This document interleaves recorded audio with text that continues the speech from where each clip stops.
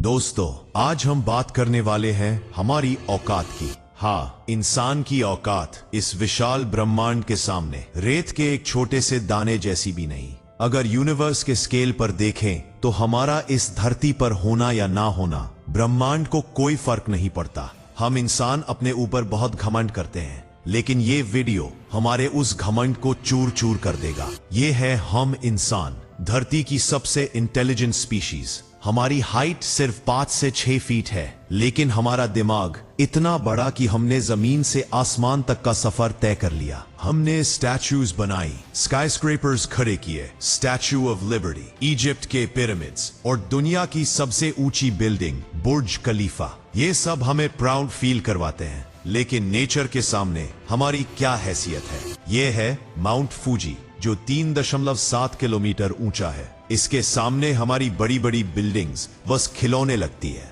लेकिन mount Fuji भी कुछ नहीं है। माउंट एवरेस्ट के सामने, जो दुनिया की सबसे ऊंची चोटी है, हमारी पृथ्वी पर करीब 8 अरब लोग रहते हैं। सुनकर बहुत बड़ा लगता है, लेकिन सच्चाई यह है कि अगर सभी लोगों को एक जगह खड़ा करे तो पूरे 8 अरब लोग लॉस एंजलिस जितनी जगह में आ सकते हैं। बात करें पृथ्वी की तो हमारी पृथ्वी का व्यास लगभग 13,000 किलोमीटर है, और ये इतनी बड़ी है कि इसमें करीब 50 चांद समा सकते हैं। यानी हम इंसान इस पृथ्वी के सामने कुछ भी नहीं है। चांद और हमारी धरती के बीच की दूरी 3,84,000 किलोमीटर है, और इस दूरी के अंदर हमारे सौर मंडल के सभी 8 ग्रह समा सकते हैं। बात करें हमारी एनर्जी के सबसे बड़े सोर्स सूर्य की तो सूर्य धरती से 15 करोड़ किलोमीटर दूर है, और इसका डायमीटर लगभग 14 लाख किलोमीटर, और ये इतना बड़ा है कि उसके अंदर 13 लाख पृथ्वी समा जाए। और जुपिटर हमारे सोलर सिस्टम का सबसे बड़ा ग्रह है, और सिर्फ उसके अंदर ही करीब 1300 पृथ्वियां समा सकती।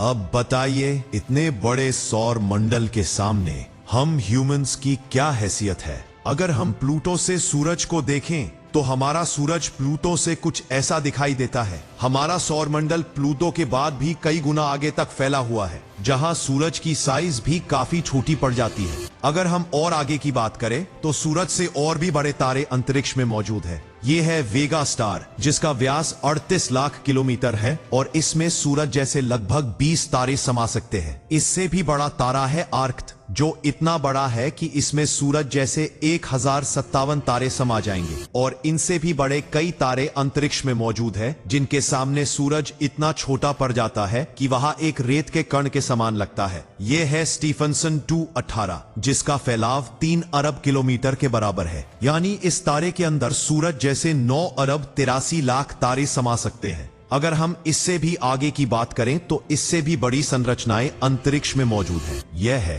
हेलिक्स नेबुला, जिसका व्यास 5 प्रकाश वर्ष है। आपको बता दूं कि नेबुला तारों का घर होता है, और यहाँ नए तारों का जन्म होता है। हेलिक्स नेबुला इतना बड़ा है कि प्रकाश को इसे पार करने में ही 5 साल लगते हैं। ये नेबुला दिखने में आग की तरह लगता है, इसलिए इसे आई ऑफ गॉड भी कहा जाता है, और इसमें अब तक के सबसे बड़े तारे स्टीफनसन जैसे 15,000 तारे रखे जा सकते हैं, और इससे भी कई बड़े नेबुला अंतरिक्ष में मौजूद है। अब बात करें हमारी आकाश गंगा मिल्की वे की, तो यह इतनी बड़ी है कि इसमें करोड़ों नेबुला मौजूद है, और यह 1 लाख प्रकाश वर्ष के व्यास में फैली हुई है। यानी यह इतनी बड़ी है कि इसे पार करने में प्रकाश को भी 1 लाख साल लग जाएंगे। हमारी इस आकाश गंगा में करीब 400 अरब तारे मौजूद है, और इनसे कहीं ज्यादा ग्रह इसके अंदर मौजूद है, तो यहाँ आकर आप कल्पना भी नहीं कर सकते कि यह कितनी बड़ी है। इसके अंदर हमारा सूरज खत्म भी हो जाए तो इतनी विशाल आकाश गंगा को कोई फर्क नहीं पड़ने वाला। यहाँ तक कि ब्रह्मांड का सबसे बड़ा तारा भी खत्म हो जाए तब भी इस पर कोई फर्क नहीं पड़ेगा। और यूनिवर्स यहाँ भी खत्म नहीं होता है। पृथ्वी से 100 करोड़ प्रकाश वर्ष दूर 1100 गैलेक्सी है, जो कि 40 लाख प्रकाश वर्ष के व्यास में फैली हुई है,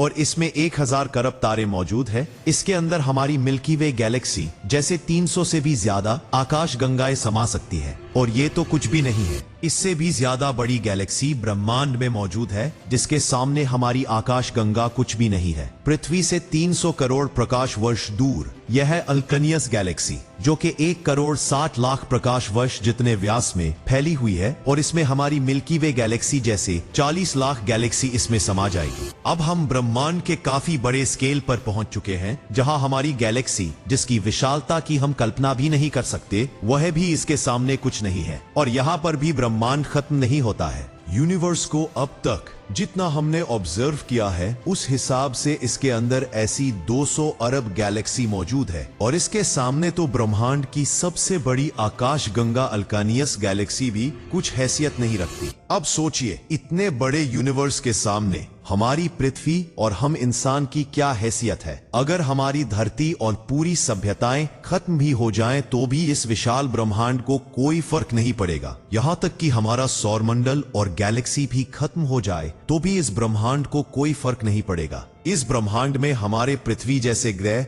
रोज बनते हैं और खत्म होते हैं। हमारे होने या न होने से इस ब्रह्मांड को कोई फर्क नहीं पड़ने वाला।